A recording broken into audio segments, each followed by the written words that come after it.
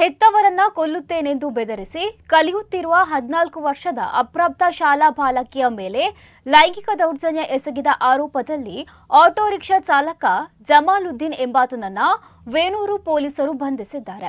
ವೇಣೂರು ನಿವಾಸಿ ಆರೋಪಿ ಜಮಾಲುದ್ದೀನ್ ತನ್ನ ಆಟೋ ರಿಕ್ಷಾದಲ್ಲಿ 14 ವರ್ಷದ ಬಾಲಕಿಯನ್ನು ಕಳೆದ ಕೆಲವು ತಿಂಗಳುಗಳಿಂದ ಶಾಲೆಗೆ ಕರೆದೊಯ್ಯುತ್ತಿದ್ದ. ಈ ವೇಳೆ ಆಕೆಯೊಂದಿಗೆ ಅನುಚಿತವಾಗಿ ವರ್ತಿಸುತ್ತಿದ್ದ.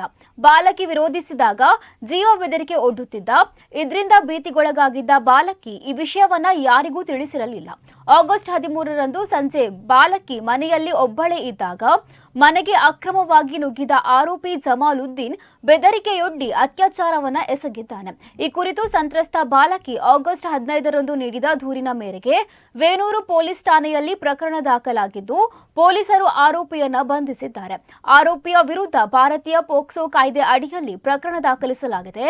ಆರೋಪಿಯನ್ನ ವಶಕ್ಕೆ ಪಡೆದ ಪೊಲೀಸರು ನ್ಯಾಯಾಲಯಕ್ಕೆ ಹಾಜರುಪಡಿಸಿದ್ದು ನ್ಯಾಯಾಂಗ ಬಂಧನ ವಿಧಿಸಿದೆ.